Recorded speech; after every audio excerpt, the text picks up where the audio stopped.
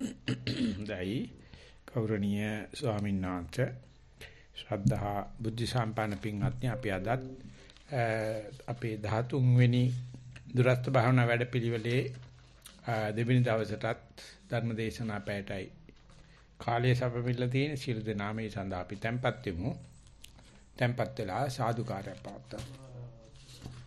නමෝ තස්සේ භගවතු අරහතෝ සම්මා සම්බුද්දස්සේ නමෝ තස්සේ භගවතු අරහතෝ සම්මා සම්බුද්දස්සේ නමෝ තස්සේ භගවතු අරහතෝ සම්මා සම්බුද්දස්සේ තං කෝපනේ තං භික්ඛු මයා සංඛාරාණං චේව අනිච්චතං සන්දාය වාසිතං යං කිංචි වේදිතං තං දුක්ඛස්මින්ති තී. ගෞරවනීය ස්වාමීන් වහන්සේ ශ්‍රද්ධා බුද්ධ සම්පන්න පින්වත්නි, අපි දැන් බැහැගන්නේ මේ රහෝගත ඒ අඤ්‍යතර භික්ෂුවත් සරුවචනාංශිත අතර යන දෙබස ගැඹුරකට යන අවස්ථාවට. ඒක අපි ඊයේ දේශනා කරපු නැත්නම් මාතෘකා කරපු කොටස අපි සම්පින්දනාර්ථයෙන් නැත්නම් සංක්ෂිප්තාර්ථයෙන් ගත්තොත් එක්තරා භික්ෂුවක් සරුවචනාංශ වැඩ ඉන කාලෙම සරුවචනාංශේ ළඟටපත් වෙලා සරුවචනාංශයට මෙහෙම ප්‍රකාශ කරනවා, ස්වාමීන් වහන්සේ මම රහෝගතස්ස පටිසල්ලීනස්ස මම තනි වෙලා විවේක ස්ථානට ගිහිල්ලා හොඳට හිත පටිසල්ලානේ එහෙම නැත්නම් පිළිසලනේ වැඩ ඉන්න වෙලාවක මට හිතුණා මේ මෙන්න මෙහෙම චේතසෝ පරිවිතක්කම් හිතේ මෙන්න මේ විතක්කයක් පාරුණා. මොකද්ද මේ සරුවච්චන් වහන්සේ වෙලාවකට නැත්නම් ඔබ වහන්සේ වෙලාවකට කියනවා මේ වේදනා જાති තුනක් තියෙනවායි කියලා. සැප වේදනා, දුක් වේදනා, අදුක්කම සුඛ වේදනායි කියලා. ඊට පස්සේ තව වෙලාවකට කියනවා සියලුම විඳින දේවල් තනිකර දුකක් කියලා. මේ දෙක හිතේ නිකන් ගැළපෙන්නේ නැති ගතියක් ආවා. මට හිතේ දෙගිරියාවක් ආවා. මට හිතේ ශකයක් ආවා. මට හිතේ විතක්කයක් ආවයි කියලා. ඉතින් ඒක තමයි මේ දෙබසේ ආරම්භය. යම් වෙලාවක බුදුරජාණන් වහන්සේ දේශනා කරනවා වේදනා තිස්සෝ ඉමා භික්කවේ වේදනා සුඛා වේදනා දුක්ඛා වේදනා අදුක්ඛම සුඛා වේදනා. මහන්නේ වේදනා જાති තුනක් තියෙනවා. සුඛයට ගැන්න වේදනා තියෙනවා, දුක්ඛයට ගැන්න වේදනා තියෙනවා. නැත්නම් සුඛ කියන විශේෂණ පදේ දාපුවාම වේදනා පදේ සුඛ වේදනා වෙනවා. දුක්ඛ කියන විශේෂණ පදේ දාපුවාම දුක්ඛ වෙනවා. ඒ දෙකටම අයිති නැති එක අදුක්කම සුඛ වේදනා කියලා තුනක් තියෙනවා. ඉතින් මේ තුනක් දැනගන්න එකත් බුද්ධ ශ්‍රාවකෙක් විතරයි දන්නේ. ලෝකයා දන්නේ සැප දුක දෙක විතරයි. ඉතින් බුද්ධ ශ්‍රාවකෙක් වෙලා බුදුහාමුදුරගේ බණ අහලා පිරිසිදුවක් තමයි අඩුගානේ මූල ධර්ම මට්ටමේ සැප දුක දෙකත් ඒ දෙක අතරමැද අදුක්කම සුඛ කියලාත් විදීමක් තියෙනවා කියලා. ඉතින් ඒ සරුවචනanse වැඩ ඉන කාලෙම සමහරක් භික්ෂුන් වහන්සේලා අහලා තිබුණා මේ සැප දුක දෙක. ඒ කියන්නේ යාගේ සාමාන්‍ය බුද්ධිය. තව සමහර ඇත්තෝ ඇත්තන්ට hina වුණා. මේ බුදුහාමුදුරු ගාවත් ඇවිල්ලා පැවිදිලා තාම සැප දුක් ගැන කතා කරනවා. ඇයි බුදුරජාන්සේ තුනක්නේ කතා කරන්නේ? සැප දුක සහ අදුක්කම සුඛනේ. ඒතර අර කට්ටිය කිව්වා එහෙම අපි දන්නේ සැප දුක දෙක විතරයි. අපි මේ දුක නැති කරන්නයි ආවේ, සැප ලබන්නයි ආවේ. අරුගොල් කිව්වා ඒක තමයි කියන්නේ සැප දුක් දෙක විතරමයි තාම දන්නේ, මේ අදුක්කම සුඛී කියන එකවත් දන්නේ නැහැ කියලා.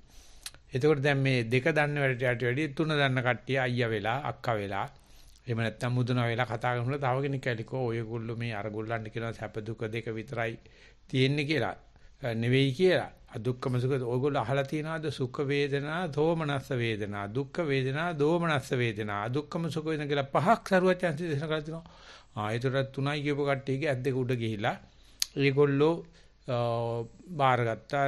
දෙකයි කියපු කට්ටිය ඉස්සරහා මේගොල්ලොත් නිකන් හීන මට්ටමකටපත් වුණා. පස්සේ මේ තුන්ගොල්ලම සරුවචනාංශේ ගාවට ගිහිල්ලා සරුවචනාංශයට මතක් කරන අවසරයි ස්වාමීන් මේ නවක පැවිද්ද වගේක් ඇවිල්ලා කියනවා වේදනා જાති දෙකයි කියලා. ඊටසේ තව සක්තියක් කියනවා නෑ මේ සරුවචනාංශේ ඕක උගන්වන්නේ තුනකට දාලා අදුක්කම සුඛ කියලා එක්කත් තියෙනවායි කියලා. ඉතින් එතකොට අර නවකයට බොහොම හීනමානයක් වගේ එනවා. එතකොට තවත් කට්ටියක් ඇවිල්ලා කියනවා ඇයි සෝමනස්ස වේදනා සුඛ වේදනාට එකතු වෙන. දෝමනස්ස වේදනා දුක්ඛ වේදනාට එකතු වෙන. එතකොට අදුක්කම සුඛ වේදනා පහයි. ඉතින් තුන් ගොල්ලක් ඇවිල්ලා කියන සරුවචනන්සේ දැකලා මම මේ කියන්නේ පැවිදිලා මම මේ කියන්නේ අත්දකලා මම මේ කියන්නේ ඔන්න ඔච්චරයි කියලා. ඒකෝර සරුවචනන්සේ දේශනාව සරුවචනන්සේ මේ තුන්ගොල්ල ගැන කතා කරලා කියනවා මහන්නි මම මේ දේශනාවක් කරන්නේ ප්‍රශ්න නැතිකරන්න. කොහොම කෙරුවක ප්‍රශ්න දාගන්න. 2යි කියලා කට්ටිය ගහන 3යි කියලා තව කෙනෙක් කියනවා. 3යි කියනකොට 5යි කියලා කියනවා. මට මහන්නි අවශ්‍ය නම් ඕක ඔය 5ට දාලා කියන්න පුළුවන් නැත්නම් 32කට දාලා කියන්න. මට 108කට දාලා කියන්නේ ඒකයි වන්න සරුවචන කියන්නේ. ඕනෙම මාත්‍රකාවකට නිත්‍ය ඉලක්කමක් දාලා උගන්වන එක තමයි අපේ වම් පැත්තේ මොලේ කැමති. ඒක තමයි අපිට මතක තියෙන 1 2 3 දැම්ම ලිව්වා. කවදාකවත් එහෙම දෙයක් මේ ලෝකේ නැහැ. මේක ඊට වැඩිය වෙනස් ක්‍රමයකට විග්‍රහ කරන්න පුළුවන්. ඒ විග්‍රහ කරන්න අවශ්‍ය නැහැ මේ රහත් වීම සඳහා අවශ්‍ය නැහැ. ඉතින් ඒක මොකද විග්‍රහ කරන්නේ? මේ ටික දැනගත්තාම ඇති. ඉතින් එහෙම නෙවෙයි හුඟ දෙනෙක් ධර්මය හදාරන්නේ. ධර්මය හදාරන්නේ මේ අරයා මෙයා දන්නවා මෙයා මේක දන්නවා මං අරයට වැඩිය මේක දන්නවා කියලා ඔය ඉලක්කම් ගණන් කරන්න යනවා මිසක්කා ඒකට මේ අනවශ්‍ය පැත්තකට වෙන්නේ නැති මම මේ ඇදගෙන යන්නේ. ඒකට මේ බුරුම පණ්ඩිතසාංශ කියන්නේ මේ කරල් ඇහිඳින කට්ටිය කියලා. ගොවිතැන්පත් කරගත්තට පස්සේ ගොයියෝ ඒගොල්ලෝ කුඹරේ හැලෙන කරල් අහුලන්නේ නැහැ. අඩු කුලේ මිනිස්සු කටවට පෙට්ටි ගෙනල්ලා ඒව අහිලඟන යනවා. ඒගොල්ලන්ට ඒක ඉතුරු කරනවා ගොවියා. ඒ මිනිස්සු ගොවිතැන්පත් කරන්නෙත් නැහැ, කුඹර කොටන්නෙත් නැහැ, පොහොර දාන්නෙත් නැහැ. ගොවියා අස්සන් නෙළුවට පස්සේ ඉතුරු වෙන කරල් ඇහිඳිනවා. ඉතින් අද ඉන්න දැනුමක්කාරයොත් ඔක්කොමලා කරල්ලා හින්දා කට්ටිය ගොවිතැන්පත් කළා මේ බැත පාහින අය නෙවෙයි. බැතකට ගන්න කට්ටිය නෙවෙයි ගොවියා අතහරින කොටස් විග්‍රහ කරගෙන. මේකට කියනවා ඉංග්‍රීසියෙන් secondary data analysis කියලා. ගොඩාක් කට්ටිය රිසර්ච් කරනකොට රිසර්ච් එකට අදාළ තොරතුරු ගත්තාම 80%ක් විතර එකතු කරපු තොරතුරු අහක යනවා. ඒකට ඕනම කෙනෙකුට පුළුවන් කිසිම ශේෂ්ත්‍රයකට යන්න නැතුව අදාළ මාතෘකාව දන්නේ නැතුව අර අහක දාපු තොරතුරු ටික එකතු කරගෙන টොප් රිසර්ච් ආටිකල්ස් තියන්න පුළුවන්. ඒක තමයි අද ප්‍රසිද්ධම. නිකන් නිදර්ශනයක් වශයෙන් කියනවනම් ඔය සතිය ගැන විශාල හම්බ කිරීම අද තියෙනවා. ඒ හම්බ කිරීමේදී වැඩියක්ම ලියන කට්ටිය භාවනා කරන අය නෙවෙයි. ඒගොල්ලෝ මේ ත්‍රිපිටකය කියලා එකක් තියෙන බව දන්නවා. බටහිරේ භාවනා කරන බව දන්නවා. ඒගොල්ලන්ගෙන් මේගොල්ලන්ගෙන් අර මට්ට කුණ්ඩලිකේ දාත්තා බෙහෙත් ඇහුවා වගේ. ගිහිල්ලා පොඩ අරන් ආවිලා ලියනවා ලියමනක් කියවන මනුස්සයර හිතනවා මේ මනුස්සයා බුදුහාමුදුරන්ටත් එහා වගේ කියලා. ඒ තරමටම මේ ලියමනේ දක්ෂකම.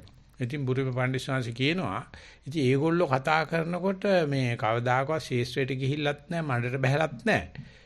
ගොවිතැන්පත් කරලා නැහැ. හැබැයි කරලා ඉඳලා. ඉතින් ඒගොල්ලෝ කතා කරන ගල්පිලිමයක් වුණොත් ඔළුව ඔලන ඔය එහෙනම් කියලා. ඒ තරමටම කතාව දක්ෂයි. ඉතින් මේ ආධුනිකයා කොච්චර පැටලෙනවද? මේ තුන් දෙනාම ගිහිල්ලා කියනවා මම බුදුන් සම්භාෂිත සම්බත්ත සම්දිස්තයි මම බුදුහාමුදුරුවෝ වේදනා දෙකයි කියලා. තව කට්ටිය කියනවා ඔයසර කන්නේ පුළුන් ගහගෙන ඉඳලා බුදුහාමුදුරුවෝ තුනයි කියලා තියෙනවා. තව කට්ටිය කියනවා ආපෝ මේගොල්ලෝ මොනවද දන්නේ පහයි.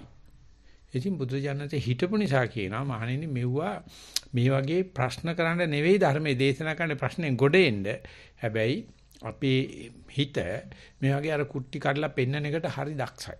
හරි ආසයි. ඒවා ලියලියා තමයි පටන් ගන්න. ඒක එහෙම වෙන ක්‍රමයක් නැහැ. කවදාකවත් ඒ දැනුම අංග සම්පූර්ණ ඒක හෙට වෙනකොට තාම වෙනස් වෙනවා. අනිත් වෙනකොට ආයෙ වෙනස් වෙනවා.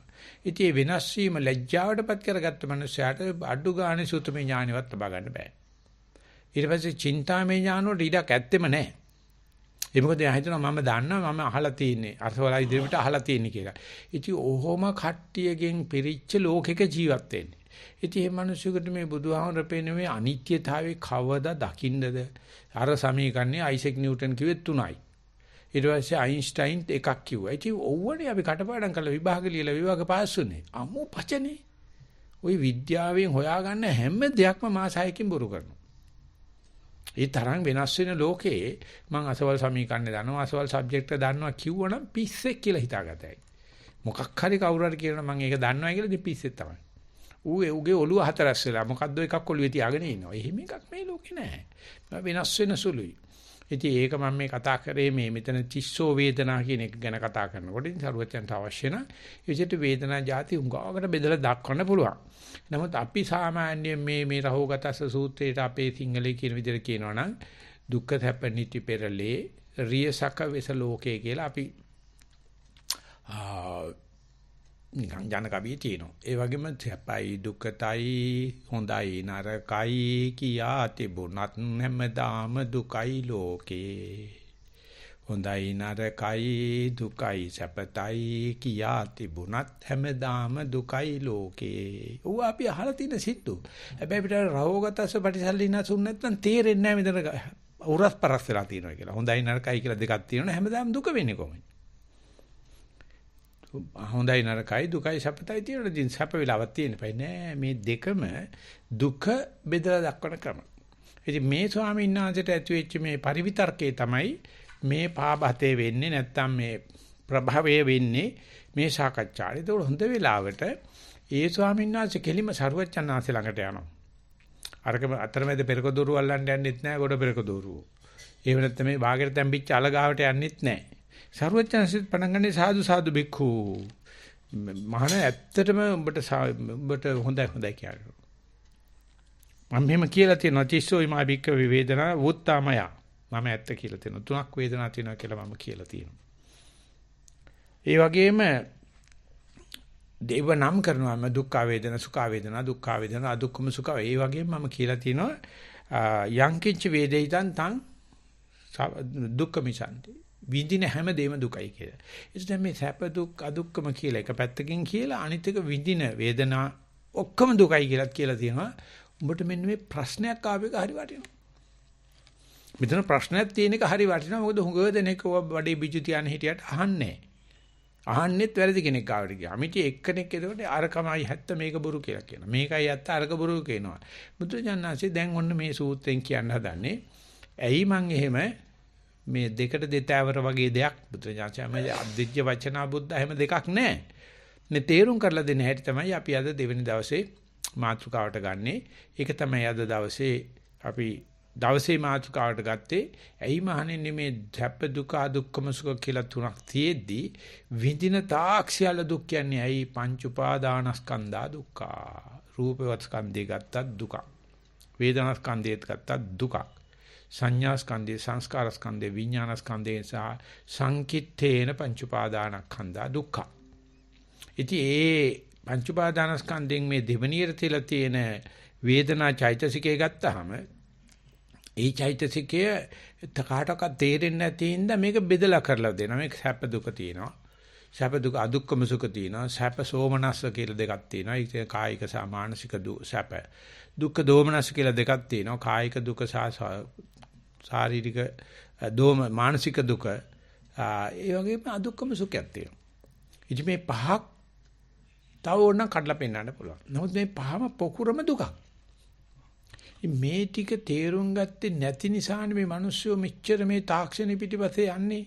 මෙච්චර ඒකනේ අනාගත සැලසුම් හදන 20 අවුරුදු සැලසුම් දස අවුරුදු සැලසුම් අහවල් තැනට යන්න කියලා මේ සමස්ත කක්කනම් ඕක මිරික බලන්න දෙයක් තියෙනවා. ඕක මැනික් තියෙයිද කියලා. ඕකේ මුතු තියෙයිද කියලා. අසුචි ලොබන දුකත් මේ මැනික්ද.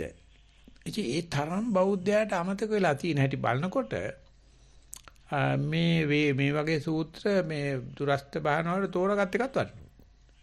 මේ මිනිස්සු ඉන්නේ කොහෙද යන්නේ කොහෙද මේ අන්ධ භූත ලෝකයක් මේකේ තියෙන්නේ.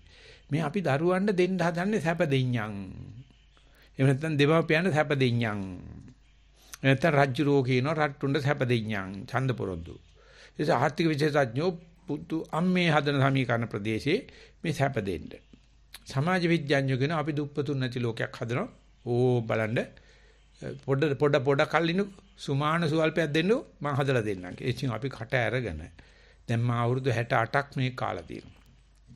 දිග්ගටම ඔච්චරයි. ආයේ කවදාකවත් නැහැ. ඒගොල්ලෝ අපි පුදුම නින්දකටපත් කරන්න හදනවා නැලවිලි කවි කියලා. නමුත් සරුවච්චන්හන්සේ බොහෝම ලස්සනට දේශනා කරනවා මානි ඔතී න තමයි මිනිසු කියන බයිලාවක් නේ. ඔය කියන්නේ සැප වේදනා, දුක් වේදනා, දුක්ඛම සුඛ වේදනා තියෙන. හැබැයි පොකුරම සමස්තයක් වශයෙන් දුකයි. විඳින හැමදේම දුකක්. අපි ඒකට කියන්නේ සිංහලේ විඳවනවයි කිය. ඉතින් මේ විඳවිල්ල දිහා විපරීත පැත්තෙන් බැලුවොත් සමහර විඳීම් සැප වශයෙන් සමහර විඳීම් දුක් වශයෙන් පේනවා. ඇයි සරුවඥාන් වහන්සේ ඒ සැප දුක් බලන්නේ නැතු මේ විපරීත භාවය විතරක් බලලා කියනක කක්කා චාසුචි ගන්න දෙයක් නැහැ කියලා. ඉතින් දැන් ඒක මේ දුකේ හෝ රූපේ හෝ නැත්නම් දුකේ නෙවෙයි වේදනාවේ හෝ රූපේ හෝ සංඥාවෝ සංස්කාරෝ විඤ්ඤාණෝ කොහොමද තියෙන විපරීත භාවය තමයි සරුවඥාන්සේ සමස්ත වශයෙන් පෙන්නන්නේ. ඉතින් ඒ විපරීත භාවයෙන් පහෙන් එකක් තමයි පංචස්කන්ධයෙන් මේ රූප වේදනා ස්කන්ධේ තියෙන්නේ. මේ වේදනා ස්කන්ධේ තේරෙන්නේ නැති නිසා මේක පොඩ්ඩක් පතුරු ගහලා පෙන්නනවා. විසිතුරු කරලා පෙන්නනවා. ඒක සාමාන්‍යයෙන් විභජ්‍ය වාදයක හැටි. සමස්තය වශයෙන් තේරෙන්න බැන්න නම් කැලි කපලා පෙන්නනවා. මිනිස්සුක් තේරුම් ගන්න බැන්න නම් දෙතිස් කුණක් වැරගෙන පෙන්නනවා. මේන් බලාපන්. කේසාලෝමාන කාදන්තා තචෝ. අන්තිම අසුචි කියලා. අසුචි නෝ පච්චවේක්කදී. ඒකෙම දුප වේදනා, සැප වේදනා, දුක් වේදනා, දුක්ඛම සුඛ ඔක්කොම කක්කා. කියලා මේ ඒක බෙදා දක්වනකොට මෙතන සමස්තයක් අපි කියමු මනුෂ්‍යයා කියන සතාගමකෝ එහෙම නැත්නම් මේ ලෝක නිර්මාණය ගත්තා මේක සුඛයක් නේ දෙයයන්ාසිමවලා තියෙන්නේ.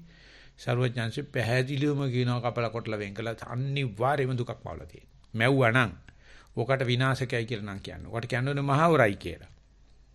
මවලා තියෙනවා නම් එකෙක්. මේක කියන්නේ බුදු වෙන්නේ ඉස්සෙල්ලා බුරිදත්ත ජාතකේ.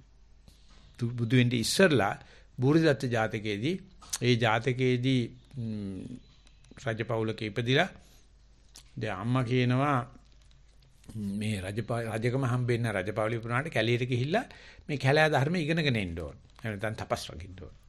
ඉතින් ඒකල ගින්දර ටිකක් දෙනවා මේක නිවා ගන්න එපා. ඉතින් ඒගොල්ලෝ ගිනි පූජාවෙන් තමයි ජීවත් වෙන්නේ. ඉතින් මේ තපසා මේ පැවිද්දා නෙවෙයි තපස්සරයා මේ ගිහිල්ලා ගිනි පූජාවට මේ අස්සමේද පූජාව කියලා මේ වෙන එකක් මේ ගවයෙක් පූජා කරන්න සූදානම් කරනවා. ඉතින් ඒක ලොකු දෙයක් මේ පැවිද්දෙකුට නැත්තම් තපස්සරයෙකුට. මෙයා ඔක්කොම කරලා හරකෙකුත් හොයන ඇවිල්ලා ඉතින් ගොඩක් කල් මහන්සි වෙන්න ඕනේ. හරකත් ගෙනලා දැන් කපලා දෙයයන් පූජා කරන්න හදා ගිනි පූජාව කරන්න හදලා බලනකොට අනේ ගින්දර නිමිලා. පූජාව කරගන්න අනික් කඩම ඔක්කොම තියෙනවා. හදිසි වැස්සක් කරගෙන ගින්දර නිදා මෙයාට කල්පනා කරනවා දැන් මගේ වෘත්තියත් කඩලා ගියා.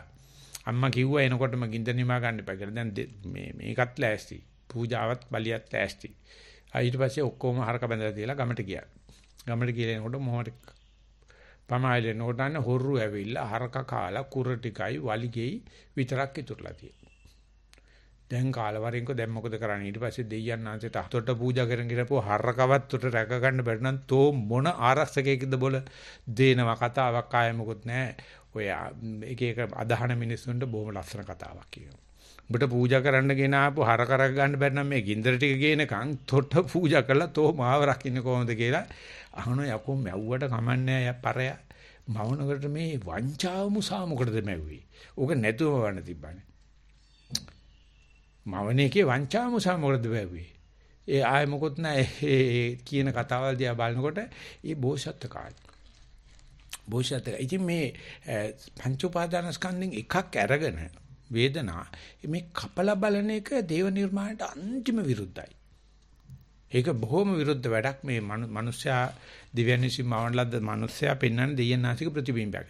ඒක කපලා බලපම අසුචි 32ක් තියෙන කිව්වා දෙයනාසිට මොකද වෙන්නේ? ඌනට කියලා ගැහුවා වෙනවනේ. ඔය වැඩේ මහාවීරයි සරුවච්චන්නාචේ දෙන්නම ශාස්ත්‍රීය වංශේ. ශාස්ත්‍රීය කියලා කියන්නේ කඩුව තයිද. කඩුව කියන්නේ කැපුවා. ඇනලිටික්. ශාස්ත්‍රීය කියලා කියන්නේම කඩුව. කපලා බලන එක තමයි විභජ්‍යවාදය කියන්නේ. නිසා ඕනම දෙයක් ආපුවාම ওই කිසිම ප්‍රේමයක් මොකුත් නැහැ කපලා කොටලා බලනවා. මේ නිසා බුද්ධ ධර්ම විදුහුරුයි කියනවා. ඕකෙන් තමයි විද්‍යාව පටන් ගත්තේ. බුදුහාමරගෙන් තමයි විද්‍යාව පටන් ගත්තේ. පටන් ගත්තේ කොහොමද? කිසිම දෙයක් gediya පිටින් බාරගන්නේ කපලා බලන. Analytical mind.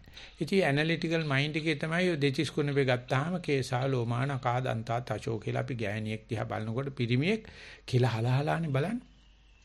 ඔය දෙතිස් කුණපේ බලවලා පිට සිවිය පොඩ්ඩක් විතර ගලවලා බැලුවොත් බිමට දාව බල්ලෝ කණ එකක් නෑ. යක්කඩේ පඤ්ඤාරාම ආමතුරු කියනවා ලෙක්චර් රූම් එකට ආපු කෙල්ලෙක් දැකලා මෙන්න මේ නෑම්බියක් කරන කන පිට හරවලා ගත්තොත් එහෙම බල්ලෝ ඉලවන්න පොටු තියානින්න වෙයි. ඔක ඇතුලේ තියෙන වදිහ දැක්කොත් එහෙම. පිටින් බත්තාම නම් අඹ ගෙඩිය වගේ ලස්සනට හදාගෙන හිටියට අසුචිමයි. ඒ වගේම තමයි වේදනාව ගත්තොත් කැලේ තුනට කඩලා පෙන්නනවා කියන එක වේදනාව මේ දේව නිර්මාණයක් කිව්වොත් කරන්න ඕන ගමන් නැහැ. ඒක සාකල්යෙම හොඳ දෙයක් නේ, භද්‍ර දෙයක් නේ. නමුත් කපලා පෙන්නනවා. ඒකල කියනවා සබ්බ මිදං මේ වේදනාව සියල්ලම දුකක් කියලා. ඉතින් මේ බුදුරජාණන් වහන්සේගේ මේ විභජ්‍ය වාදේ මේ බෙදලා කපලා කොටලා පෙන්නන ගතිය මනසෙන් කරන්න පුළුවන්. ඉතින් ඒක කපලා කොටලා බෙදලා ඊට පස්සේ එව්ව දිගේ අනෙව්ව කරල්ලා හිඳිල්ල තමයි.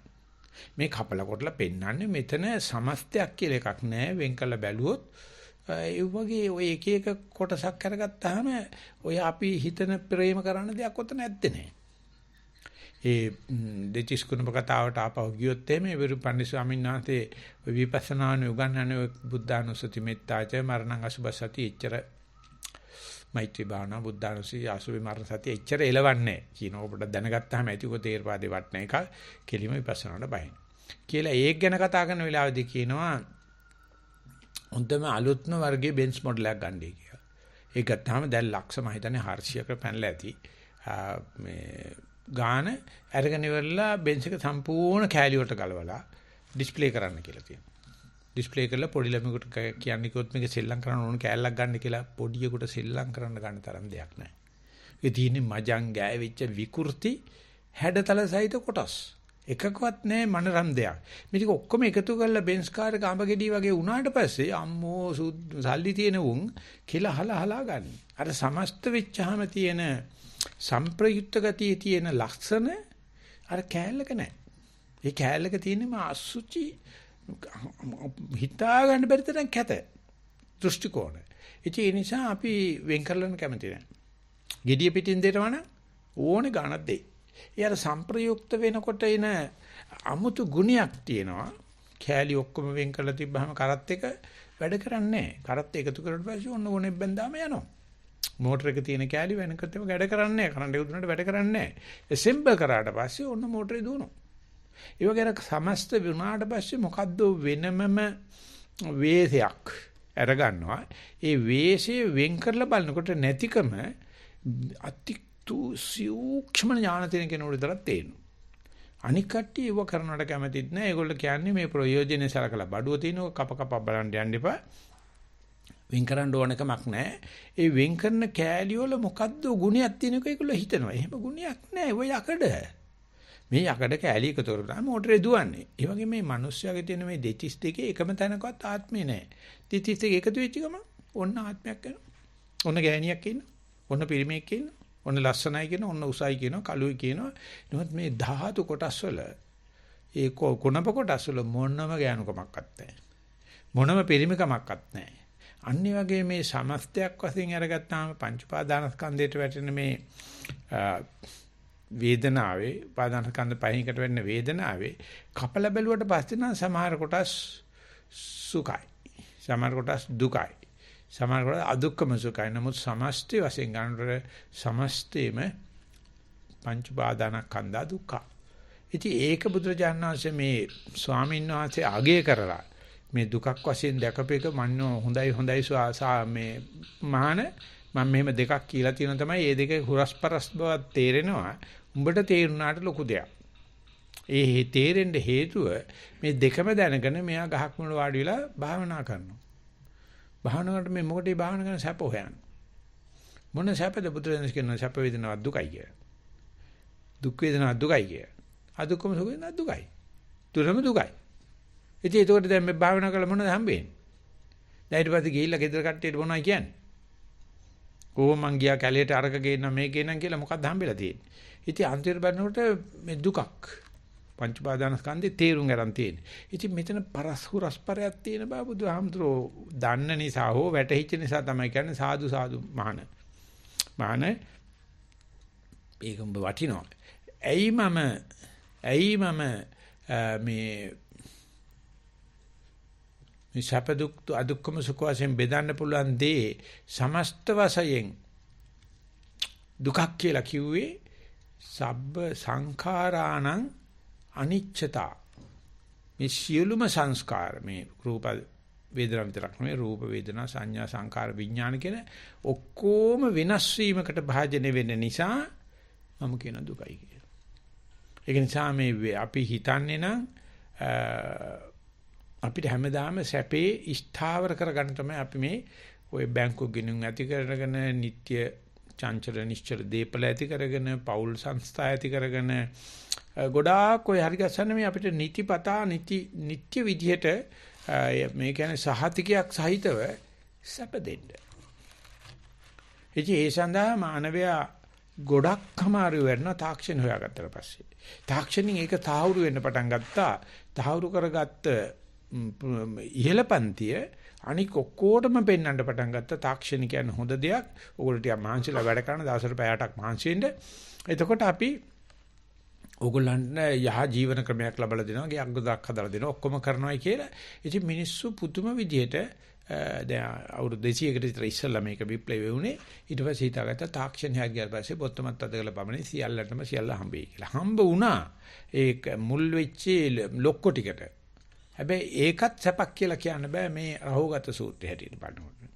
මේ මිනිස්සු එක නඩත්තු කරගන්න මේ අපේ ඉහළ පන්තියේ නඩත්තු කරගන්න කරපු ජඩ වැඩ, තාම කරන ජඩ වැඩ, කරන පච ප්‍රමාණ දිහා බලනකොට මේ මිනිස්සු මේ කුෂ්ඨ රෝගියෙකුට ආබරලා සලකන්න හදනවා වගේ වැඩක් තමයි ඒ ඉහළ මට්ටම් වල තියෙන්නේ. පහළ මට්ටම් වල ඛණ්ඩ නැතිකමනේ තියෙන්නේ. ඇඳුන් නැතිකමනේ තියෙන්නේ. ඒක දුක නෙමෙයි ඉහළ මට්ටමේ තියෙන දුකක්. ඒක දෝමනස්ස ගන්න වැඩේ. ඒව තමයි psychiatric diseases කියලා කියන්නේ. ඒගොල්ලෝ මානසික අසහනෙ ඉන්නේ. එන්නේ මානසික අසහන වැඩි. ඉතින් ඒ විදිහට මේ දුක දිහා බලනකොට ඒ වගේ තියෙන විපරිණාමයේ පිළිගන්න කැමති නෑ. ඒකයි මේ විද්‍යානුකූල සමීකරණ අපි හදන්නේ. සමීකරණ කවදාකවත් වෙනස් වෙන්නේ නෑ. ඒකයි මේ න්‍යාය අපි හදන්නේ. ඒකයි අපි ව්‍යවස්ථා හදන්නේ. ඒක අපි මේ ස්ථාවර නියෝග හදාගන්නේ. ඒකයි අපි මේ සමිති පිහිටවන්නේ. ඒකයි අපි මේ යටිතල පහසුකම් පිහිටවන්නේ. ඒකයි අපි මේ නගර නිර්මාණය කරන්නේ. ඒකයි අපි රාජධානි නිර්මාණය කරන්නේ. ඒකයි අපි වැටකොට බැමි නිර්මාණය කරන්නේ. මේක තහවුරු කරගන්න. ඉතින් ඒ තහවුරු කර ගැනීම කරාට ප්‍රශ්නයක් නැත්තේ නෑ. කද්දාකවත් ඔය වැටකොට බැමි ඒ වගකීම ගන්නෑ. අපිව කරන්න හදන තහවුරුව වෙන්නේ නෑ. ඒවා වෙනස් වෙන සුළුයි. ආන්නේ වෙනස් වෙන සුළු භවයේ එක පක්ෂයක් කොටහක් ආන්තික පැත්ත තමයි වේදනාව කියන්නේ. ඉතින් ඒ නිසා අපි මේ ජීවිතය ගත්තාම අවුරුදු 5 ජීවිත ඉස්කෝලේ යන පටන් ගත්තාම සමහරට 20ක් 25ක් දිගටම ඉස්කෝලේ ගිහිල්ලා ඉගෙන ගන්නවා. මොකටද මේ සැප ලබන්නේ? අපිට මේ අසවල් රස්සාව ගන්න. අසවල් දෙය කරන්න. ඉතින් ඒ කාලේ විඳින දුක් අපි ගණන් ගන්න. ඉතින් කොහොම එහෙම තමයි. ඉතින් එහෙම තමයි. ඉතින් ඉගෙන ගන්න කාලෙම දුක් විඳින්න ඕන. ඔන්න ඊට පස්සේ රස්සාව ගත්තට පස්සේ මේ ලෝකේ එක එක්කත් ඉන්නවද බලන්න ගත්තට පස්සේ සතුට වෙන එකේ රස්සාව ගැන එක එක්කත් නැහැ. ගන්නකන් තමයි රසායි වටනාකම. ඊට පස්සේ කඹරනවා. දිගටම ඔන්න කඹරල විතර 55 වෙනකොට ඔන්න මේ බෝන වෙන රෝගයක් ඇති වෙනවා මාරාන්තික ලෙඩක්. ඔන්න ඒකට පෙන්ෂන් එක හම්බෙලා ගෙදර පිටක් කරනවා. අනේ සුන්දරම වයස ජීවිතයේ අවුරුදු 5 ඉඳලා 55 වෙනකන් සුන්දරම වයස අනුන්ට කඹරලා දැන් හොරියදිච්ච බල්ලෙක් වගේ ගෙදරට පිටත් කරනවා. දැන් පැන්සෝ. ඊට පස්සේ ඉතින් නිකට අල්ලේ තියාගෙන හරිම සෞතුයි සංසාරිකී කිය ඉතින් පන්සල් වලට යනවා භාවනා කරනවා බැරිද සෝංශ කෙටි ක්‍රම නැද්ද කියලා අහනවා ඉක්මනට නිවන් දකින්න ඔන්න වැඩේ පටන් ගන්නවා. එතකොට මේ අර ජීවිතේ සුන්දරම වයසේ කවුරු හරි කිව්වොත් සරුවචනන්සේ කිව්වොත් කිව්ව නෙවෙයි කෙරුවානේ පුංචි රාහුල හාමුදුරුවෝ ගිහලා පැවිදි කරා. අවුරුදු 6 දී. කවුද කැමති වෙන්නේ? සුද්ධෝදන රජුර කැමති නෑ, මාමාය කැමති නෑ, බුදුහාමුදුරුවෝ විතරයි කැමති. රාහුල කුමාරයා කැමති නැද්ද කියන්නේ අපි දන්නෙත් නෑ. දැන් කාලේ කෙරුවා නම් එහෙම නිකන් මානවයිච වාසිකම් වලට විරුද්ධ වැඩක් කෙරුවේ. එච්චර තමයි කරන්න තියෙන්නේ. පොඩි එකා විදිහට ඉඳී. දැන් මේ ඉස්කෝලේ ගිහිල්ලා මොකද ඔළුව හතරක් කරාට පස්සේ ඒකගේ වැඩිම දෙමව්පියන්ට වෛර කරනවා. ගුරුවරයාට වෛර කරනවා. පුරුම පඬිස්සාංශ කියනවා ගුරුවරයා අර ළමයි 35ම පන්ති කාමරයක ඇතුලේ කීකරු කරන්න එපායි. හරි අමාරු වැඩක් නේ. ලංකාවේ 40ක් පැනලා ඉන්නේ. ඉතින් ඒ කට්ටියට තියෙන ලේසිම ක්‍රමය තමයි ගෙදර ඉන්න දෙමව්පියන්ට බයින් එක. ඉතින් ගුරුවරු හරිය දක්ෂයි. දෙමව්පියන්ගේ අඩුපාඩුකම් පෙන්නලා ඔයාට ඔය දේ වුණේ ඔය කට්ටියගේ දෙමව්පිය වැරදි කියලා ළමයාගේ ඔළුවට දානවා. ඊට කියනවා දෙමාපියෝ දෙන්නේ නිදර්ශ කරන එක එකක් පිළිගන්න එපා. ඕගොල්ලෝ වෙන යටිකූට්ටු වැඩ කරන්නේ. ඔයට වැඩි හොඳින් කරන්න පුළුවන් කියලා ළමයට දාන. ඉතින් ළමයා ගිහලා අම්මටත් ගහනවා එකක්, තාත්තටත් ගහනවා එකක්, දෙන්නේ අමුතු බොක්සින් පාරවල්. ඉතින් අම්මයි තාත්තා ඉවසනවා. ඉතින් මොනව කරන්නද පොඩි එකානේ. උන් ගණන් ගන්න නැති වෙච්චාම ඊගාට ගිහලා ගුරුවරයාට ගහන. ඉතින් අම්මයි තාත්තයි බොක්සින් කොටේට ගන්න. අම්මලා තාත්තලා පොඩි උන් ගැහුවට ඉතින් කරබන් ඊට පස්සේ ගුරුවරට ගන්න. ඉතින් ගුරුවරුන්ගේ 86%කට මානසික අසහන. ඒ මේගොල්ලන්ට ළමයින්ගේ හිත ගන්න ක්‍රමයක් නෑ. ළමයි 35ක් විනාඩි 35ක් පන්ති කාමරයක තියලා මොනව උගන්නන්නේ? ඒ දරුවෝ දෙමාපියෝ 35 දෙනෙක්ගේ දරුවෝ. උන්ට මේ හරත් බැඳගත්තා වගේ ආන්න බෑනේ. ඉතින් ඒ උගන්නන දේ තුල සදාචාරය නැති කරන්නේ නැතුව කවදාකවත් අධ්‍යාපනය ගෙනියන්න බෑ. ඉතින් සදාචාරය නැතිකම ගුරුවරයන්ටම බලපාන. ඊට පස්සේ රටට බලපාන. ඉතින් ඒ වෙනුවට මේ වේදනාව පිළිබඳ හැඟීමක් ඇති කරගන්න ගියොත් මේ අරගෙන මේකේ වේදනාව නැති කරන්න පුළුවන් කියන එක වෙනුවට වේදනාව නාශක වෙනුවට පැමිණි දුක බාර ගන්න කියන්නේ මොකද්ද දෙන්න ඕනේ ශිල්පේ. මොකද්ද දෙන්න ඕනේ ශිල්පේ. ශිල්පේ තමයි කය කියන්නේ. තමන්ගේ කය දිහා බැලුවනම් මං කියනවා හැබැයි ඒ අධ්‍යාපන ක්‍රමේ හරහා ගිහිල්ලා රස්සාවකුත් කරලා පමා වුණත් ප්‍රශ්නයක් නැහැ. අවුරුදු 55 වුණත් ඇවිල්ලා ආයශරයක් මේ කය දිහා බලන්න පුළුවන් නම් මේ වේදනා ස්වරූපයෙන් වේදනා කයක් විදියට ඒ දිහාට බලන්න පටන් අරගත්තොත් 55ත් එච්චර ප්‍රමාණයි. මම එනකොට 35යි. මම ඇත්තට 25 දී 26 දී පටන් ගත්තේ. පටන් ගන්න බලාගෙන යනකොට ඉතින් හරි සැපයි මට. මොකද හේතුව විශ්වවිද්‍යාලේ ගියේ මං විතරයි. ඉතින් ඒ කාලේ විශ්වවිද්‍යාලය කියන්නේ සෑහෙන ලොකු දෙයක්. ඊට පස්සේ රස්සාවක් කරනවත් මට මගේ ප්‍රොෆෙසර්ට වැඩිය මට පඩි හම්බුණා. ඒ වගේම මට අතපය දිගාරලා වැඩ කරන්න හම්බුණා. ඒ නිසා හුත්තට හැම ශිල්පෙම ඉගෙන ගත්තා. ඉතින් ඒ නිසා හැම වෙලාවෙම මං හිතුවේ හරි. දැන් මම අම්බෙන්ට ගියාට වැඩිය මමත් එතෙන් ගියා. ඕලන්දේ ඉඳලා ආපු දෙන්නෙක් තිබුණා පොඩි ෆාම් එකක් දාගෙන මම කරන බිස්නස් එකම කරනවා. මම ඒක රස්සාව කරන කෙනානේ. ඉතින් මේ මනුස්සයා මට ගිහලා කතා කරලා කිව්වා අපිට ඒ සල්ලි තියෙනවා. අපි මේ ගෙවල් ඇතුලේ වවන තන මල් පැල වවනවා. කොල්ල ලස්සන වවන්නේ. ඉතින් අපි ඒක තමයි බිස්නස් එක. ඉතින් මම ඒ දවස්වල ඉතින් ඉහළ මිනිහකේ පැත්තේ. මමත් ගියා අඬ ඊට පස්සේ ගිහලා කතා කරලා ඉවරලා ඒ දෙන්න ඉතින් මයින් අහුවා දැන් මේ දැන් උඹට විතර ගාණක් විතර හම්බ වෙනවනේ ලංකාවට බලන්න සෑහෙන ගාණක්. මොනවක් කරන්නේ කියලා. බොනවාද? කෙල්ලකින්වත්. ඉතින් අරුන් දෙන්න මොන බලා ගන්නවා දැන් මේ යකට ඔක්කොම උළුදේ හම්බෙලා තිනවා. ඒ කන්නේත් නැහැ බොන්නෙත් නැහැ මොකොත් නැහැ ඒ ලෝරි විතරයි කන්නේ. ඊට පස්සේ මම මගේ සුද්දාට කිව්වා මුන් දෙන්න මගේ මෙහෙම ප්‍රශ්න වගේක් ඇහුවා. ඒ සුද්දා වටපිට වල අහසට ඉනා වුණා ඉතින්. අහසට ගෝ දෙන්නා මේ සමලිංගික ආස්වාදයේ විතර පිටසයි ලංකාවට ඇවිල්ලා තියෙන්නේ. කසාද බඳලා ඉන්නේ දෙන්නා. පිරිමි දෙන්නේ. වෙන බිස්නස් එකක් ඔයගොල්ලන්ට නැහැ කිව්වා. එහෙ කරන්න බෑ කිව්වා. ඉතින් අර වගේ රස්සාවක් කරලා ගෑණි කෙල්ලෙකුත් නැහැ බොන්නෙත් නැහැ කිව්වහම ඔන්න හිතා ගන්න බෑ. දැන් මේ කොහෙද එල්ල වෙලා තියෙන්නේ කියලා. ඉතින් මට තිබුණේ මට මම කීප දෙනෙක් කිව්වා මේ ගීගී අතරින් කලකිරුනේ මොකේද කියලා මට කිසිම කලකිරීමක් තිබුණේ නැහැ. මොනවට කලකිරෙන්නේ? හිතා ගන්න බැරි සැප සම්පත්ත හම්බුනේ.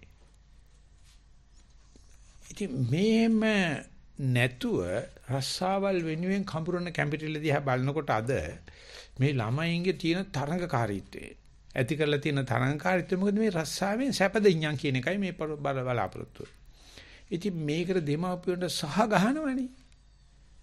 දෙමාපියන්ට සහ ගහනවනේ මෙච්චර මේ බුදු කෙනෙක් පහළ අවුරුදු 2500ක් ගිය ලෝකේ බටහිර ලෝකේ කරන වැඩ කරන එක ගැන මොනවද දරුවන්ට අපි පොරොන්දු වෙන්නේ? දැන් අපිට යමක් කමක් පුළුවන් එච්චාවේ මොනවද දෙමාපියන්ට දෙන්නේ? මොනවද අපි රටට කියන්නේ මම හොරක් කියන්නේ? අනේ ඒකයි බුදුරජාණන් කියන්නේ ඇත්ත මහන ඔබට මේ විවේක වේයන්කෝ විවේක වෙනකොට ඥානෙ ඔක්කොම පහළ වෙනවා. මේ වේදනා තුනක් තිබුණාට සැප වේදනාවක් දුකක්. ඇයි එහෙම කියන්නේ? සබ්බ සංඛාරාණං අනිච්චතෝ. මේක සංස්කාර වලට එන්නේ සියලුම සංස්කාර අනිත්‍යයි. ඉතින් යං කිංචි යං අනිත්‍ය වූ හැමතයක්ම දුකයි. ඒක තමයි බුදුරජාන්සේ අනිච්ච දුක්ඛ අනාත්තං කියනකොට ඒක ලස්සන ධර්ම પરම්පරාවක් පෙන්වනවා. එචා මේ වේදනා ඒක නිකන් හිත දින කියන රූපෙට වැඩි අනිත්‍යයි. ඒක සාමාන්‍යව කරලා හින්දින කට්ටිය කියන්නේ අභිධර්මකාරයෝ කියන්නේ රූපේ චිත්තක්ෂණ 17ක්ද තියෙනවා මේ වේදනා රූපේ තියෙන එක චිත්තක්ෂණයි කියන. ඒකේ තරම් ශීඝ්‍රයෙන් වෙනස් වෙනවා. රූපෙට වැඩිය 16 ආකාරයට වැඩි වේගෙන් වේදනා තමයි වෙන්නේ අරූප වෙනස් වෙනවා. ඉතින් එහෙව් වෙනස් වෙන වේදනාවට අපි මේ උදේ අවුරුදු 5 ඉඳලා 55 වෙනකන් කඹරන්නේ. අන්තිමට නතර වෙන්නේ මොකද්ද? සුව කරන්න බැරි ලෙඩක් හදලා. ඊතර මිතුණා ලෙඩ තිබුණා. ඒක ප්‍රශ්නයක් නැත්තේ නෑ. නමුත් මේකටද මේ ඉගෙනගෙන අවුරුදු 20ක් ඉගෙනගෙන 20ක් රස්සාව කරලා අන්තිමට ඉතුරුන්නේ ඕකද? එහෙමනම් මොකද්ද අපි මානවයට දෙන ආදර්ශය? ආදර්ශය මේ ශරීරේ පොඩ්ඩක් බලන්න. ඒ ශරීරේ බලන්න බෑ. පිරිමින්ට ශරීර තමන්ගේ ශරීරය බලන්න බෑ ගෑනු අතර ඉන්නකොට. ගෑනු පිරිමි වැඩිම ගෑනුගේ ශරීරය බලනවා. ගෑනුන්ට ශරීරය බලන්න බෑ පිරිමි දිහා ඉන්නකොට පිරිමි ශරීරය දිහා බලනවා. සතා සර්පයාගෙත් එහෙමයි. රහෝගතස්ස පටිච්චසමුප්පාදස කියලා කියන්නේ. එයාට යන්න ඉස්සෙල්ලම හිතා ගන්න ඕනේ ඔතෙන් ගියාට පස්සේ මට ඉතින් ගෑනු රූප ආයේ බල ඉන්න බෑනේ. දැන් තියෙන උඹේ තියෙන රූපේ බලපන්.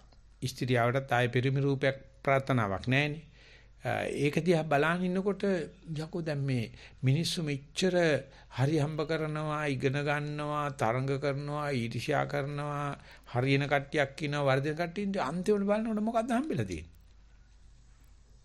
ඇත්ත බැලුවා මේ දුක් ගොඩක් කරන සැප දුක් අදුක්කම කියලා බෙදාගෙන හොඳයි නරකයි දුකයි සැපතයි කියා තිබුණත් හැමදාම දුකයි ලෝකේ. ඉතින් එතකොට බුදුරජාණන් වහන්සේ බහිනවා නැස්චාර්තවාදී කියලා.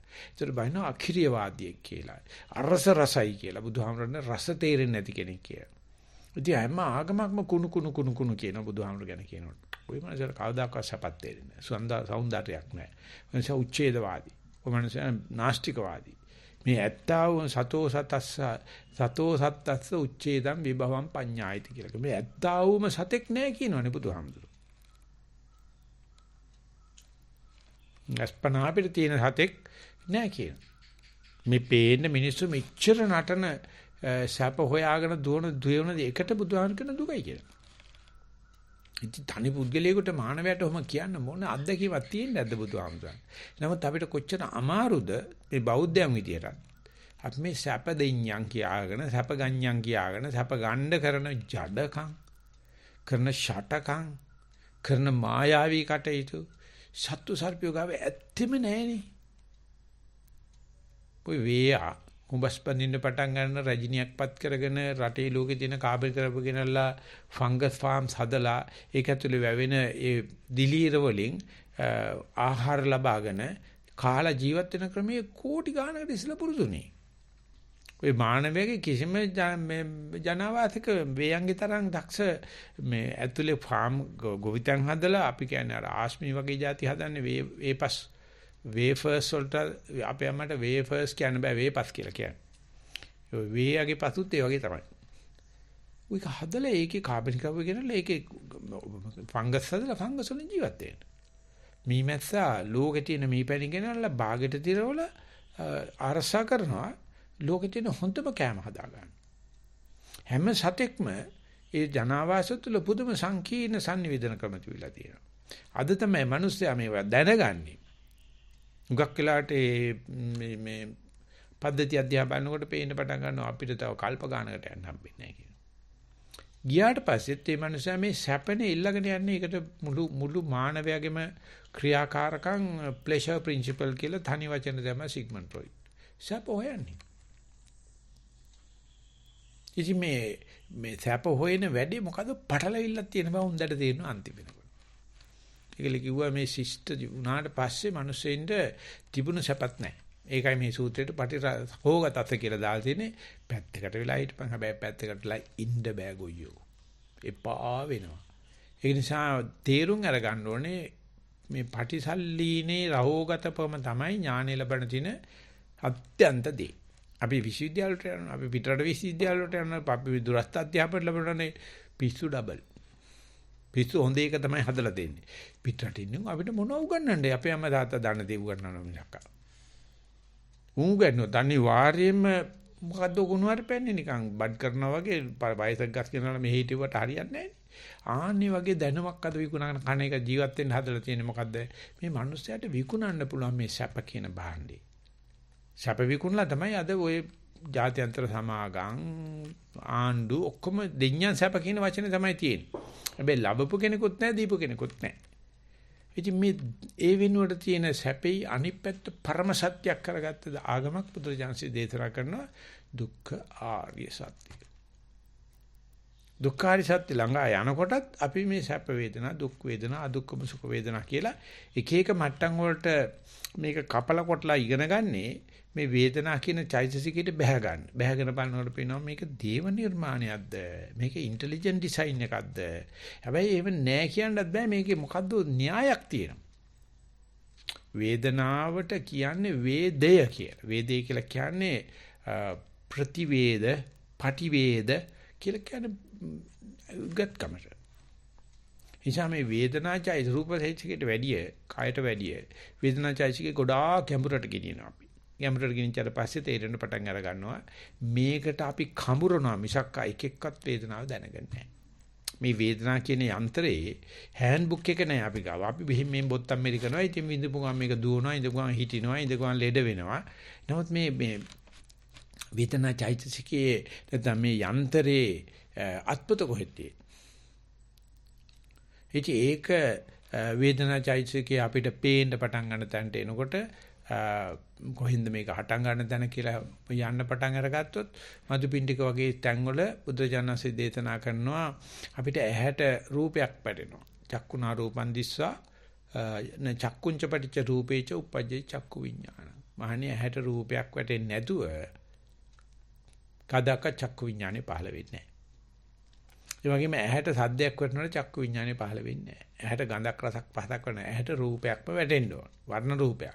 වර්ණ රූපයක් වැටිච්චාම හැම වෙලාවෙම චක්කු විඥානේ පහළ වෙන්නේත් නැහැ. හිත තියෙන්නේ කනේ නම් ඇහැට වැටෙන රූප අවලංගු වෙනවා. ඇහැට රූපේ යටනකොටම අනිකෝ සියලුම අංග කොර වෙන්න ඕන. කොර වෙලා ඇහැට හිත ගියොත් අපි ඒකට කියනවා චක්කු විඥානය කියලා. තින්න සංගති පස්සෝ. ඒකෙත් කියනවා ඇහැට පටිච්ච රූපේ විතරයි ලෝකයේ තියෙන රූප විශාල ගන්න. ඇහැට මුලිච්ච වෙච්ච පටිච්ච රූපං ආපාතගත රූපේ විතරයි චක්කු විඥානය ඇති කරන්නේ. ඒකත් ඉතාමත්ම වර්ණනකින් යුක්තව වර්ණයකින් යුක්තව තේරිමකින් විස්තෘත වෙන දෙයක් මගේ ඇහැට වැටෙන්නේ මම කරපු කර්ම ශක්තිය හැටියට. ලෝකේ තියෙන ඔක්කොම මට වැටෙන්නේ නැහැ. මට ආසත් නැහැ. ඒ වැටිච්ච දේ පටිච්ච රූපෙන් මුලිච්ච වෙනවා කියලා අපි දෙමළෙන් කියන්නේ මුලිච්ච වෙනවා කියලා. ආපාතගත වෙනවා කියලා පොත්පත්වල තියෙනවා. ඇහැට රූපයක් එනවා. එනකොට චක්කු විඥානේ පහන. තින්න සංගති පස්සෝ. ඒ රූපයක් තියෙන තාක්කල්, ඇහක් තියෙන තාක්කල්, හිතත් එතන තියෙන තාක්කල් උන දිගට මේ රූපේ ස්පර්ශ කරනවා. අපි දකින්න. පස්සපච්චා වේදනා. අන්නේ විදිහට යමක් හැපීමක්, ගැටීමක්, මුලිච්ච වීමක් සිද්ධ වෙන්නේ නැතුව වේදනාව පහළ වෙන්නේ නැහැ. වේදනාව පහළ වෙන්නේ චක්කුංච පටිච්ච රූපේච උපද්ද චක්කු විඥාන තින්න සංගති පස්සෝ කියලා ඇහැ හරහා වේදනාව පහළ වෙන්න පුළුවන්. නැත්තම් සෝතංච පටිච්ච සද්දේච උපද්ද සද්ද සෝත විඥාන තින්න සංගති පස්සෝ පස්සපච්චා වේ. එකම න්‍යාය. කණ්ඩ සද්දයක් එනකොට වෙන කොහොක්වත් හිත දුවන්නේ නැතුව හිටියොත් කණේ සද්දේ ස්පර්ශ කරගෙන වේදනාව වෙන්න පුළුවන්. ඉතින් එතකොට ස්පර්ශ කරපු දේෙන් වේදනාව හට ගන්නවා නම් ඒ මනුස්සයාට අහිංසකයි. ඇති වෙච්ච වේදනාව ඉතින් එයාට කරන්න දෙයක් නැහැ නේ ස්පර්ශ වෙච්ච හැටියට කියලා. ඉතින් ඒ නිසා පස්ස වේදනා සංඥා චේතනා මනසිකාර කියලා අපිට පස්ස පංචමක ධර්ම උගන්වන අනිවාර්යයෙන්ම හැම හිතකම තියෙනවා කියලා. ඒක අභිධර්ම වල හොඳට විස්තර කරනවා. එහෙම නැත්නම් අටුවාවේ විස්තර පස්ස පංචමක ධර්ම. නිසා පස්ස වේදනා සංඥා චේතනා මනසිකාර කියලා තමයි ඔක තියෙන්නේ. ඉතින් මේකේ එක පැත්තක් තියෙනවා. තාව ගියාම වේදනා සංඥා චේතනා පස්ස මනසිකාර කියලා ඔය පහ අනල ගහන වෙලාවක් තියෙනවා සම්මාදිට්ඨි සූත්‍රයේ. ඒ ඥානන්ද සාංශෝ දෙකම ඇදලා දැම්ම. හරියට මේ වේදනාවල් සැප දුක අදුක්කම කියලා තියෙනවා. 아무ත් ඔක්කොම දුකයි කියනවා වගේ මේ පස්ස පංචමක ධර්ම පස්ස වේදනා සංඥා චේතනා මනසිකාර කියන ක්‍රමයට තමයි මදුපිණ්ඩික සූත්‍රයේ තියෙන්නේ. නමුත් සාරිපුත්‍ර ස්වාමීන් වහන්සේ සම්මාදිට්ඨි සූත්‍රය දේශනා කරන දෙන්නේ වේදනා සංඥා චේතනා පස්ස මනසිකාර. වේදනාව වින්දාට පස්සේ ස්පර්ශ කරන්න කියලා. ඉස්සල කියන ස්පර්ශ කරාට පස්සේ වේදනාව ලබන්නේ කියලා. ඉතින් එතන පේන්න තියෙනවා මේ වේදනා චෛතසිකයේ හටගන්ම පෙන්නාදී ඇති ආකාර කීපයක් තියෙනවා. ඒ අනුව කියනවා උඹ වේදනාව විඳින්නේ උඹ ඊට ඉස්සෙල්ලා ස්පර්ශ කරන්නේ ඊට ඉස්සෙල්ලා ඔක විදලා ඉවරයි. අපි කිව්වොත් බුෆේ ඩයට් එකට යනවා. එහෙම නැත්නම් ඇටෝම් මේසයකට යනවා. එහෙම නැත්නම් අපි භෝජන සංග්‍රහයට ගිහිල්ලා අපි බෙදා ගන්න දේ අපි කල්ැතුව දන්නවා. යා බෙදා ගන්න එක අනික් කෙනා බෙදා ගන්න නැහැ. මම බෙදාගන්නේ මම මගේ රුචි මනාප හැටියට තමයි. මේසේ තියෙන දේෙන් බෙදා ගන්න දේ කල්ැතුව ස්පර්ශ වෙලා ඉවරයි. ඒ නිසා මේ සැරපෙකනට දොස් කියන්න බෑ අපට. ඒ අපි ගියාම අපි තර කැම කන්න ගමන් සැර කැම වලට. සැර බීම බොන්න ගමන් ඒකට කැමති. සීනි කන්න කැමති සීනි කන්න. ඒ වගේ අපි මේ ලෝකයේ විදිනකොට යනකොට එනකොට අපි දකින අහන රස බලන සියලුම දේ කල්ැතුව අපි ළඟ වර්ණයක් තියෙනවා. ඒ කෙනාට ඒ දේ තමයි කුලප්පු වෙන්නේ. ඒ දේට තමයි කුලප් වෙන්නේ. දැන් අපි බල්ලෙකුට බැල්ලියක් පට්ටියේ ඉන්න බැල්ලියක් කුලප් වුණාට අපිට බැල්ලියක් දැක්කට කුලප් වෙන්නේ නැහැ. ඒ ගඳ මට්ටම් තියෙනවා ඒක මට්ටමක වැඩ කරන්නේ. ඉතින් ඒ දේවල් දැන් දෙයන්නාසෙත් මේ කරන්නේ. එතන කොහෙන්ද මේ න්‍යාය ධර්මයේ මතුවලා තියෙන්නේ? ඒ න්‍යාය ධර්මයේ යන්ත්‍රයක් විතරයි මයි ළඟ තියෙන්නේ. අහවල් රූපේ දකින්නට ප්‍රිය වෙනවා. අහවල් දුවේ අප්‍රිය වෙනවා. අරක සැපයි. මේක දුකයි. ඔක්කොම රූප. ඒ රූප වල ඒ රූප දන්නේ මේ මනසට මේක ප්‍රිය වුණා අප්‍රිය වුණායි කියලා හතර මහා පුතයන්ගේ එහෙම ආයෝජනයක් නැහැනේ. ආන්න මේ දේ දැන ගැනීම සඳහා අපේ ජීවිතේ පාවිච්චි කරනවා නම් මේ වේදනාවක් හටගන්නේ කොහොමද කියලා දැන ගැනීම සඳහා අපේ ජීවිතේ පාවිච්චි කරන එකට කියන්න පුළුවන් මනුස්ස ජීවිතයක් කියලා. නැත්නම් ඔය බල්ලේ කරකෙක් වගේ තිරිසන් ජීවිතයත් එක්ක කිසි වෙනසක් නැහැ. ඒ නිසා වේදනා ජාති තුනම දුකයි තමයි. හැබැයි ඒක වේදේ පිණිස පාවිච්චි කරන්න පුළුවන් නම් එච්චර ලොකු සැපයක් ලෝකේ ඇත්තෙම නැහැ. ඒ නිසා සරුවචනන්සේ සඳහන් කරලා තියෙනවා මහණෙනි දුක නම් ඇත්තටම දුකයි. ඒනොට මේ දුක්ඛ සත්‍යයි මේ කියලා මේක ඇත්තක් කියලා දන්නා විතර සැපක් කවදාකවත් මානවයට ඊටෙහින් වැඩි සැපක් නැහැ. ඒ නිසා අපේ ජීවිතේ ගත කරන්නේ මේ සැප දෙඤ්ඤම් කියන එක වස්සේ වැටිලා බැල්ලියක් පිටිපස්සෙන බල්ලු රැළේ යන්න වගේ යන්නේකටද නැත්නම් යකෝ ඇයි මේ බල්ලට බැල්ලිය ඇතිලා කියාට වෙන සත්තු ඇතිලා ඉන්නේ නැත්තේ මොකද්ද මෙතන යට තියෙන යාන්ත්‍රණේ කොහොමද මේ රුචි අරුචිකම් පහළ වෙන්නේ කොහොමද සැප දුක් පහළ වෙන්නේ කියලා බැලුවොත් ඒකට පටිසල්ලාණේ අවශ්‍යයි. ඒක මේ සෙනගකාරය කරන දේ මට කරලා බෑ. අතීතේ වත කාලත් බෑ. අනාගතෙත් බෑ. මේ අස්පනා අපිට දකින්න ඕනේ. මේක දකින්නකොට මට මනාපයි. දකින්නකොටම අමනාපයි. එහෙම නැත්නම් මනාපමනාප කියලා නම් කරපුවම ගොඩක් දේවල් අහුවෙලා මනාපමනාප නැහැ. සැපත් නැහැ දුකත් නැහැ. ආන්න මේ විදිහට මුළු ලෝකෙම බෙදලා බැලුවොත් මේ මම ගොඩ කරන ක්‍රමෙට නෙමෙයි මගේ නෝනා ගොඩ කරන්නේ. මගේ ක්‍රමෙට නෙමෙයි මගේ ශිෂ්‍යයා ගොඩ කරන්නේ. මගේ අම්මා ගොඩ කරන්නේ. මේ කට්ටිය වෙන ක්‍රමයකට ගොඩ කරන්නේ. මොකද ඒගොල්ලෝ ගෙනාපු ආශයන්ස වෙනස්. ඒ නිසා අපි දුනොත් මරණ මොහොතේදී මෙන්න මෙච්චරක් විකල්ප දෙමු කෝකෝ තෝරන්නේ. ගිය ආත්මෙට කියලා දෙන්නේ එකම තෝරන්නේ නැහැ. බරගානක් තෝරන්නේ අපාය. ඒක තේරෙන්නේ අපාය. මොකද ඒ තරම් මිනිස්සු දුකට කැමති. හොයන්නේ නම් සැප තමයි. ලැබෙන හරියක් දුක. ඉතින් ඒක නිසා පැමිණි දුක් පැණි රහයි කියලා සැප දුක කෙරෙහි සමසිත සමමිත එහෙම නැත්නම් choiceless awareness එහෙම නැත්නම් evenly suspended attention දාලා බලන්න හිටියොත් ලෝකයා බලයි මේ දැන් අන්ත මේ බීරියලියෙක් වගේ නේ කිසිම දෙයකට එලවන්නේ නැහැ. ආයත් බුදුහාමරට කරපු චෝදනා කරනවා ඒක අක්‍රීයවාදී උච්ඡේදවාදී රස අඳුරන්නේ ගොරකෑ කියලා කියන්නේ. රස දන්නේ. රසදත්. එයා තමයි දන්න කෙනා. ඉතින් ඒ රසදත් නිතිසනේ අතර කිසි වෙනසක් නැහැ. ඉතින් ඒ නිසා අරහත් විකුර්ණයේ පෙන්නකොට සරුවචනන්සේ සඳහන් කරනවා ඉන්ද්‍රිය භාවනා සූත්‍රයේදී ඊටාම පිළිකුල් ජනක දෙයක් දැකලා එහි ධර්ම රසය මතු කර ගන්න ආර්යයන් වහන්සේට පුළුවන්. ඊටාමත්ම රසවල් දෙයක් බලලා මේක මාරපාශයක් කියලා දැකගෙන පිළිකුල් කරන්නත් පුළුවන්. ඒ හොඳ නරක දෙකෙන්ම අදුක්කම සුඛ වේදනා ඇති කරන්න පුළුවන්. ඒක තමයි රහතන් වහන්සේ කියන්නේ.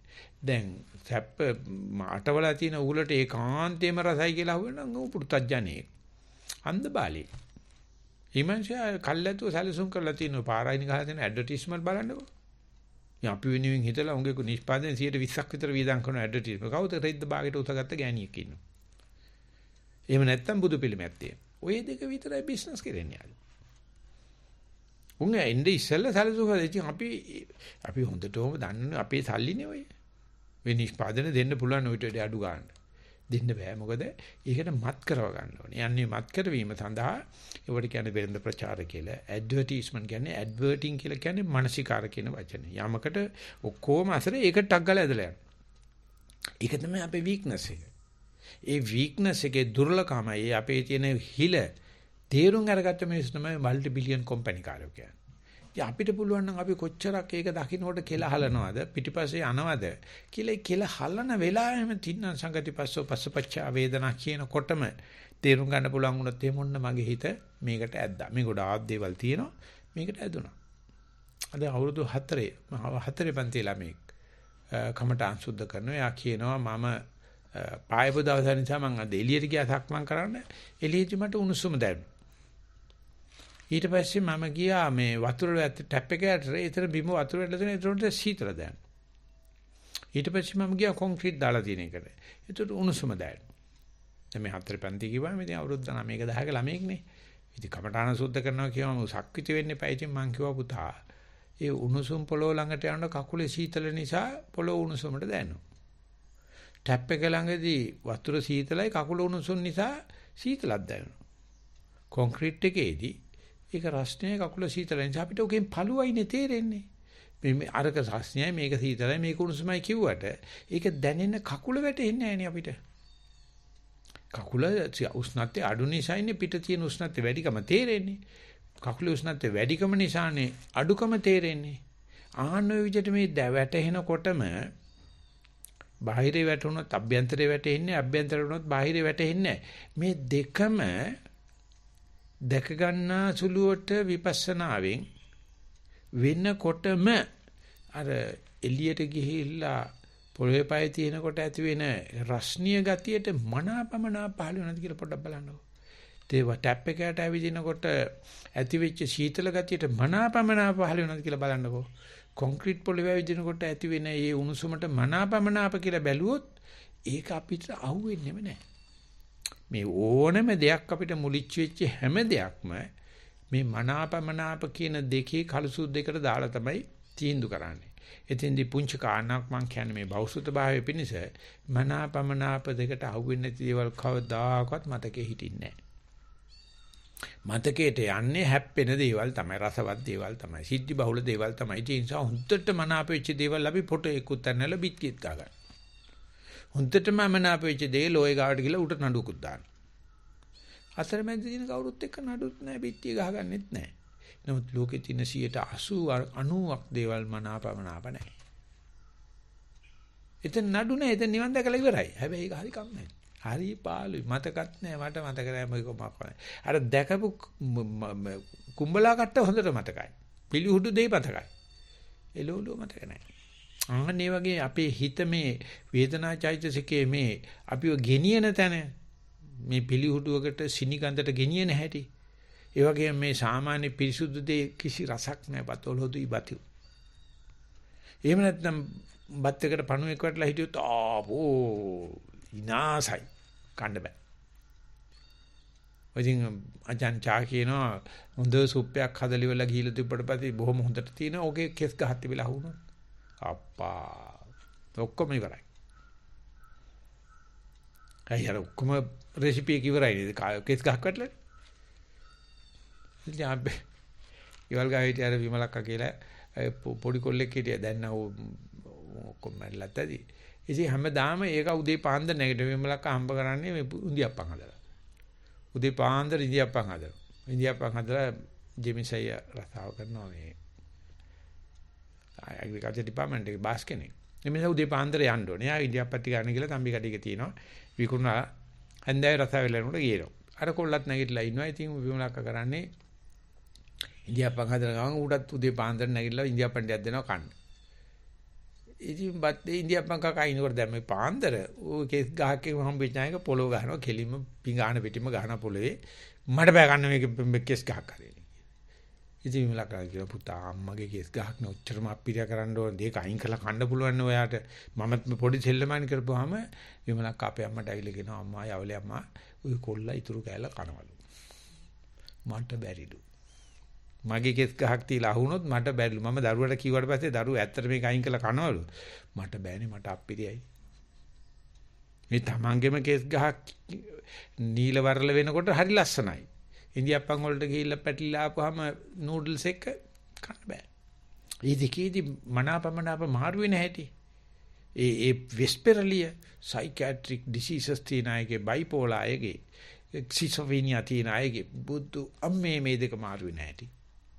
මේ දැන් ගිහිල්ලා බැඳගෙන තිප වැඳගෙන ආලවට්ටම් කරනවා ඊගාඩ පිහිගත්ත යන්න මැරුවා. එනතන් තමයි මැරුවා. මේ මනාපමනාප දෙක නටවන නැටවිල්ල දිහා බැලුවනම් ආධන නෑය තමයි වේදනාව. මේ විඳීම හරහා තමයි තියෙන්නේ. ඉතින් අපි මේ මුළු මොකක්ද ඒකට අපි කියන්නේ දර්ශන විද්‍යාවම තියෙන්නේ මම්මනාප දෙය ලෝකෙට පෙන්වන්නනේ. මගේ මනාපේ මගේ ගෑණිත් කැමති නම් ඔන්න දීගේ කන්න පුළුවන්. මගේ මනාපේ මගේ යාළුවත් කැමති නම් ඔන්න දීගේ කන්න පුළුවන්. හැබැයි බැරි වෙලාවත් එහෙම ගෑණි කිව්වොත් ඔයාගේ මනාපේ පැත්තක මගේ මනාපේ පැත්තක කියලා. ඉතින් ගෝසලජ්ජුර අහනවා මල්ලිකාවගෙන් මේ මොකෙටද මනාපම කියලා. මල්ලිකාවගෙන මම මනාප මට විතරයි කියලා. ඔච්චි වැඩක් නෑනේ මේ අග්‍රමහිදිකාව කරන හිරත් ඒකේ මට කැමති නෑ. කියලා බුදුහාමරට ගිහලා කියනවා බලන්නකෝ මම මෙච්චර මෙහෙම සලකා හිටියන මල්ලිකාවෙන් ඇහුවාම මේ කාටද කැමති කියලා මල්ලිකාව කැමති මල්ලිකාටලු. තුද්දුතන කොතලජුර හරිම කෑදර මනසට ඉවසන්න බෑ. එයා හිතන්නේ මේ ඔක්කොම තැප දීපු නිසා මල්ලිකා කියයි කියලා මේ අනේ ඔයා තමයි මගේ ලව් එක කියලා කියයි කියලා. නෑ ඒක ඉලව්වක් විතරයි.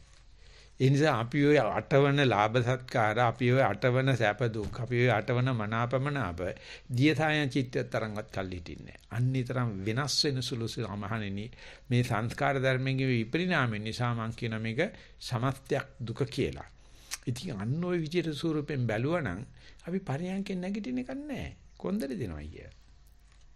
අපි පරියන්කෙන් නැගිටින්නේ නැහැ. අතර වේදනාව මෙතන වේදනාව කියන්නේ මේකනේ බලන්න යන්නේ. ආන්නේක දැකලා හරි කමන්නේ නැගිටලා කමන්නේ. තව එක චිත්තක්ෂණයක් ඉඳලා මේ එන දෙයට තියෙන මනාපමනාප දෙක බලලා යන්න මේ ධර්ම දේශනාවත් හේතු වාසනා වේවා කියන ප්‍රාර්ථනාවෙන් ධර්ම දේශනාව නතර කරනවා. සියලු දෙනාට තනසි මුදා වේවා කියලා ප්‍රාර්ථනා කරනවා.